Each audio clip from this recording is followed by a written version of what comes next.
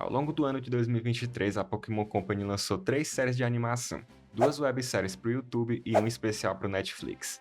E para minha surpresa, a que eu tinha menos expectativa foi a que acabou mais me marcando. Sim, até mais que Ventos de Paldea ou Pokémon Concierge. Trilha para o Cume foi uma minissérie de 4 episódios baseada no Pokémon TCG. No universo em que essa série se passa, Pokémon não são criaturas que existem, mas sim uma franquia famosa de multimídia. Algo mais próximo da nossa realidade, né?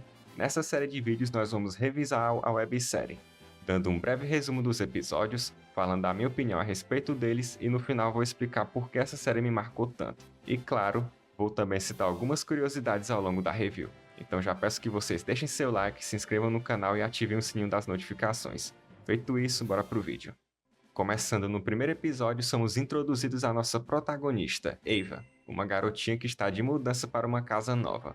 Porém, a gente vê que, diferente de seus pais, ela não está feliz com a ideia dessa mudança, já que ela teve que se despedir de seus velhos amigos.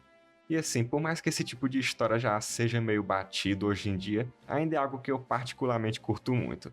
Todo esse lance da personagem ter que se adaptar a uma nova realidade, nova rotina, novas amizades, já foi uma coisa que me chamou bastante a atenção. Outro ponto dessa série que me encantou logo de cara foi o estilo da animação, onde a gente tem esse CGI que mistura o 2D com o 3D meio estilizado, lembrando até um pouco a animação que a DreamWorks usou em Os Caras Malvados. Claro que aqui em Pokémon é uma coisa muito mais simplificada, por ser uma websérie e tal, mas ainda assim eu achei que a animação aqui ficou muito bonitinha. Mas bem, voltando pro episódio, depois que a Eva e a família chegam na casa nova, ela encontra em uma das caixas da mudança uma caixa de sapatos toda adesivada, onde tem vários decks de cartas de Pokémon. No começo ela ignora isso, ela ainda tá bem desanimada por conta da mudança. O pai até tenta animar ela falando que a escola nova vai ter uma espécie de semana do clube e que ela pode usar isso como uma oportunidade para fazer novos amigos. No dia seguinte, quando a Eva chega na escola, a gente vê uma sequência de cenas bem engraçadinhas dela tentando se encaixar em alguns desses clubes e falhando miseravelmente em todos. Foi no clube de apicultura, arco e flecha, confeitaria, enfim. O tipo de coisa que a gente nunca vê em escolas do Brasil, obviamente. Por conta disso, a galera até isola ela na hora do almoço, ela acaba sentando sozinha em uma das mesas, até que alguém sorrateiramente deixa um Pikachu feito de origami na sua bandeja. E no fundo dele está escrito TM10, que para quem não lembra, o TM10 na maioria dos jogos é o Hidden Power, um movimento que varia de tipo dependendo dos IVs que o Pokémon possui. E o TM10 aqui muito possivelmente seria uma referência à própria Eva, que até aquele momento estaria com um potencial escondido.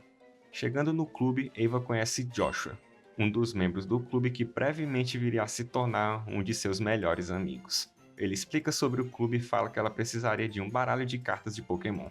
Isso faz a Ava se lembrar daquela caixa de sapatos que ela encontrou na mudança. Ela volta rapidamente para casa para buscar a caixa e volta para a escola.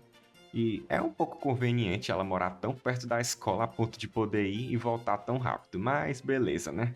Voltando pro clube, o Joshua dá uma explicação bem acelerada de como que funciona o jogo, mas a Eva consegue entender e aprende bem o rápido ali, o básico do TCG.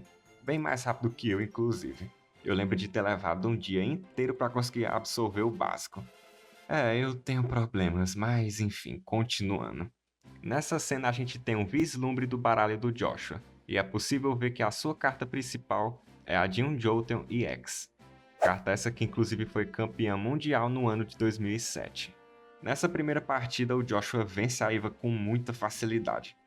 Foi tão rápido que a garota nem entendeu direito o que aconteceu. E a vontade de chorar é inevitável. Ela fica tão frustrada com a derrota que quase joga fora a caixa com as cartas.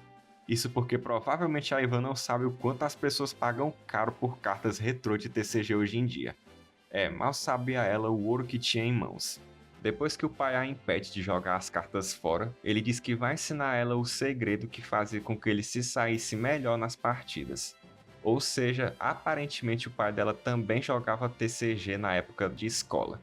Infelizmente a série não se aprofunda tanto nisso, então a gente não sabe se ele era um bom jogador ou um mau jogador, mas é mais provável que ele fosse só mais um jogador casual mesmo.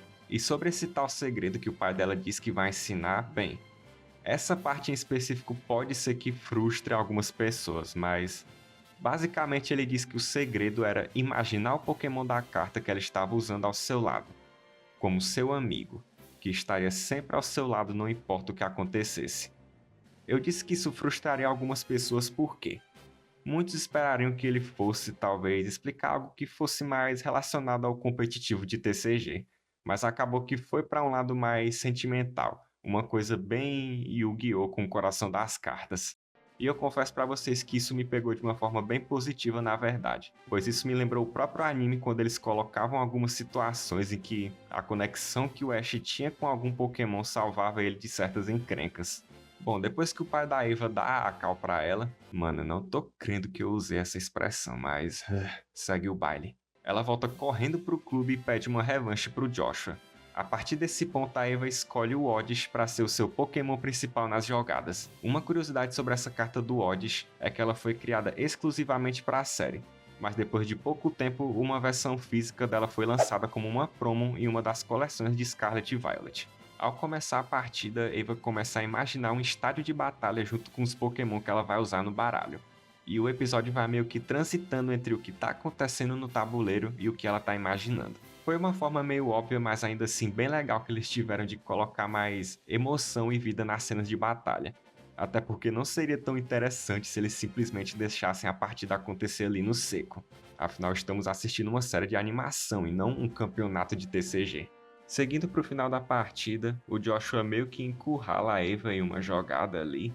Ela fica meio desesperada, na dúvida sobre que jogada fazer, até que num momento, por meio da imaginação dela, ela vê o Oddish na mesa. Eles têm uma interaçãozinha bem fofa nessa cena, e quando a Eva volta para a realidade, ela decide usar a carta de faixa de desafio para fortalecer o Oddish. Ela faz o movimento e no final ganha a sua primeira partida. A galera que estava ali ao redor assistindo aplaude ela, o próprio Joshua fica feliz também pela vitória dela, e depois disso corta para uma sequência de cenas bem rápida dela ganhando mais algumas partidas contra os outros membros do clube. E no final Joshua diz que ela conseguiu vencer todo mundo, e o pessoal fica até impressionado por ela ter vencido todos com a carta do Oddish. E com isso a Eva ganha do Joshua uma moeda metálica do Pikachu, sinalizando que agora ela faz parte do clube Pokémon. O que me faz até pensar que, para você conseguir entrar nesse clube, você teria que vencer todos os membros? Provavelmente eu nunca conseguiria entrar nesse clube. Mas enfim, a Eva fica toda feliz, ela até sai da sala e faz uma dancinha da vitória, que ela jura que ninguém tá vendo, até que ela ouve alguém se aproximando pelo corredor.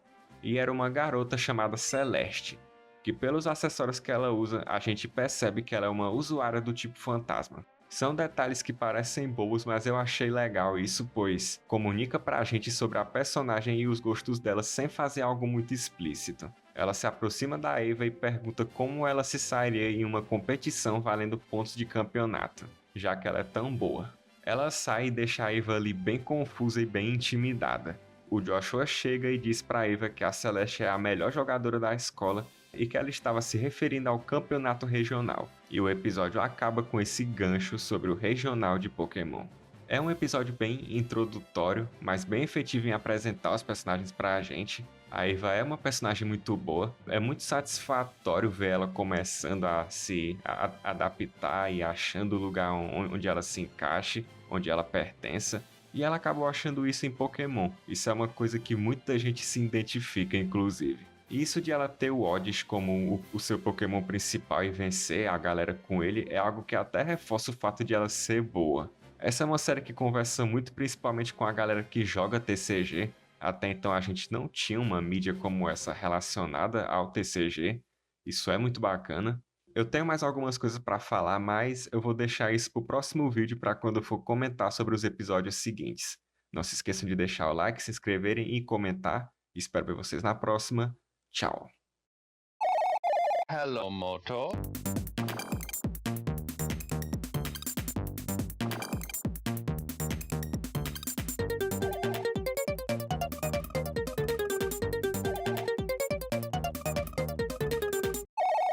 Hello, Moto.